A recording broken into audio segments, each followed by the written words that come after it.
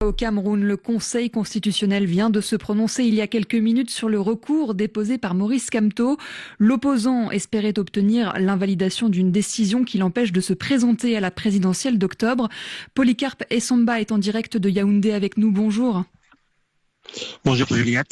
Le recours de Maurice Kamto a donc été rejeté. Oui, pour Maurice Kamto, la sanction est tombée tel un couperet. Le candidat du Manidem ne prendra pas part à l'élection présidentielle du 12 octobre. Son recours devant les juges du Conseil constitutionnel a été rejeté. Cette sanction est définitive, les décisions du Conseil constitutionnel n'étant susceptibles d'aucun recours.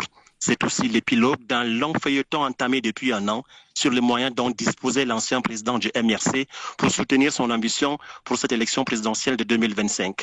Maurice Kamto, dans un premier temps, soutenait que son parti d'alors, le MRC, malgré le boycott des élections municipales et législatives de 2020, remplissait toutes les conditions pour l'investir comme candidat, et ce en dépit du fait qu'il ne disposait pas d'élus.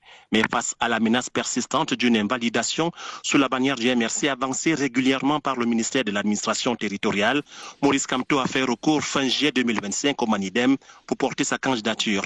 Une démarche qui a été aussitôt contrariée par une autre candidature émanant de la même formation politique.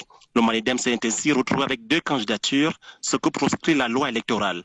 L'intense plaidoyer effectué hier devant les membres du Conseil constitutionnel par Maurice Kamto et ses avocats pour tenter de sauver sa candidature n'a pas suffi. Il sera ainsi absent de l'élection présidentielle en octobre prochain.